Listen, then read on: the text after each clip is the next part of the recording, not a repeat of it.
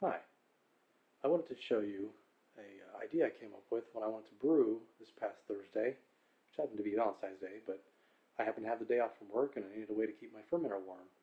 And I had a 5-gallon batch, a 5-gallon kit that I got for Christmas that my mom had given me, and I haven't ventured to explain to her how I do all grain, and I don't think I ever will.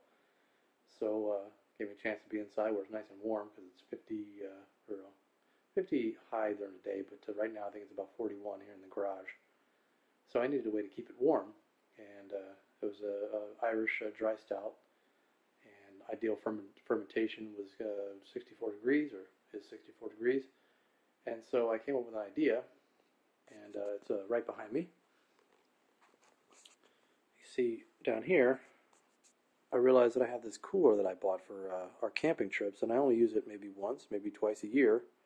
In fact, I just bought it last year, so it's been used exactly once.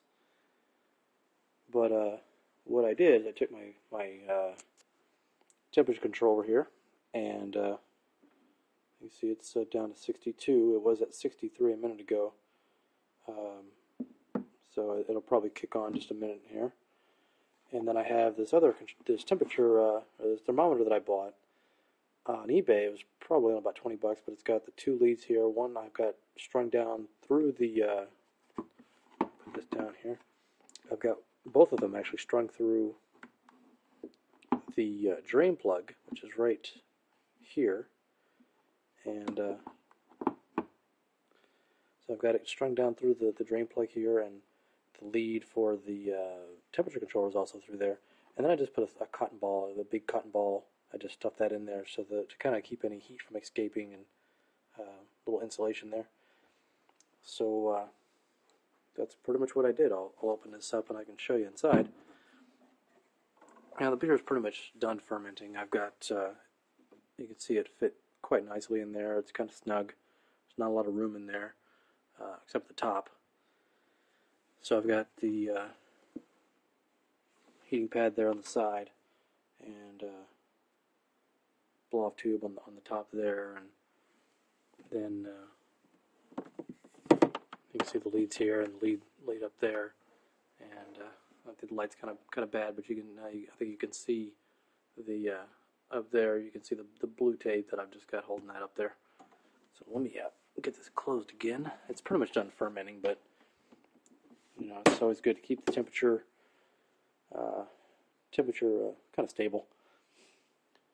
Now this, I had that in there originally also, but that is it's just a rack that came with one of the pots that I bought. It actually came with a burner, and the burner was, I mean, I think the whole thing was something like 40 bucks, and the pot is aluminum, and I don't think I've ever used it to brew anything in.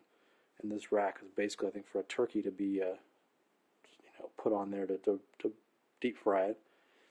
But what I've used it for is in my chest freezer. I've actually got I've got a Pilsner lagering in there right now, and I don't really need to chill it because, like I said, it's 40 degrees in the garage, and when it's closed, even when it warms up slightly during the day, it kind of keeps it where it needs to be. But when it's fermenting, I could take the heating pad, and I just draped it right over the top of it, just put it right on there, and I could put it on the shelf inside, and I don't know that it really matters, but I just felt a lot more comfortable with it not being in direct contact with the surface of the chest freezer inside. So that's just another thing that I used.